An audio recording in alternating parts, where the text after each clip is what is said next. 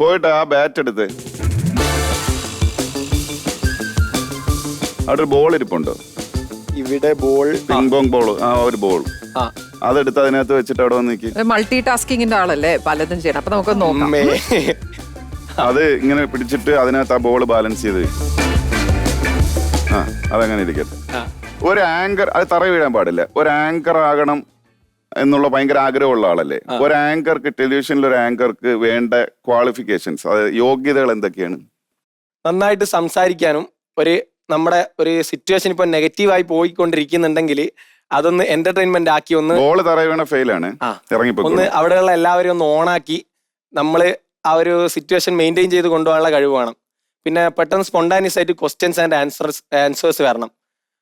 പിന്നെ എന്താ പറയാ, ഞാൻ ഒരിക്കലും പാടില്ല. ഇന്ത്യയുടെ വൈസ് പ്രസിഡന്റ് ആരുടെ? ഇന്ത്യയുടെ വൈസ് പ്രസിഡന്റ് എനിക്കറിയില്ല.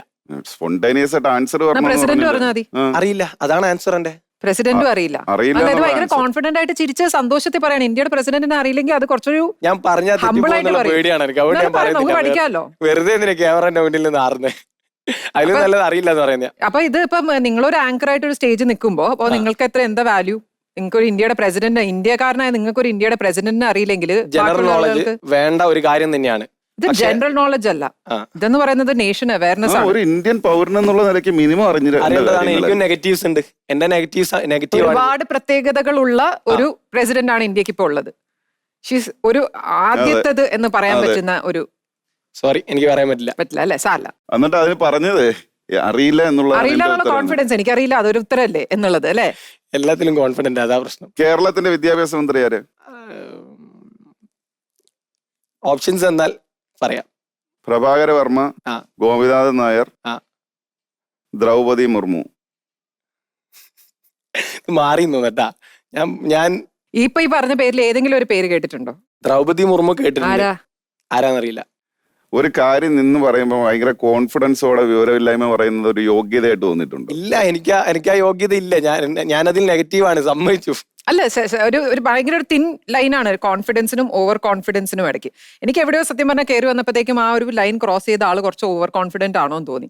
ശരി, ഇപ്പൊ ഈ ആങ്കർ സ്റ്റേജ് എന്നൊക്കെ പറയുന്നുണ്ട്. സ്റ്റേജ് അല്ലല്ലോ ആങ്കറിങ്, പല തരത്തിലുള്ള ആങ്കറിങ് ഉണ്ട്. അപ്പം എന്ത് ടൈപ്പ് ഷോ ആണ് ചെയ്യാൻ ഇഷ്ടം? എന്ത് ടൈപ്പ് അത് ഡിപ്പെൻഡ് ഓൺ വരുന്നതിനനുസരിച്ച് എനിക്ക് എല്ലാം ചെയ്യാം. കൊണ്ടുവച്ചു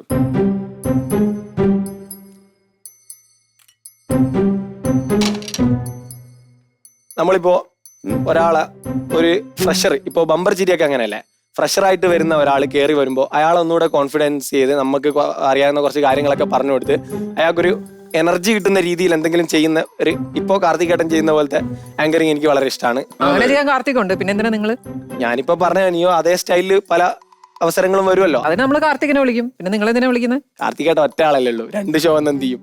എന്നെ പോലത്തെ ഒരാൾ വേണ്ടല്ലോ. നിങ്ങൾക്ക് സ്വന്തമായിട്ട് ഒരു ഐഡന്റിറ്റി വേണ്ടേ? ഇപ്പൊ ഇവിടെ ഇരിക്കുന്ന നമുക്ക് 4 പേർക്കും 4 പേരുടേതായ ഒരു ഐഡന്റിറ്റി ഇല്ലേ? അപ്പം എന്താണ് നാഫിയുടെ ഐഡന്റിറ്റി? നാഫിയ ബാക്കിയുള്ളവരിൽ നിന്ന് വ്യത്യാസം. എനിക്ക് കാർത്തികേട്ടനെ പോലെ ആവണം എന്നുള്ളത്. നാഫിയുടെ പേര് വേറെ ആർക്കും ഇല്ല.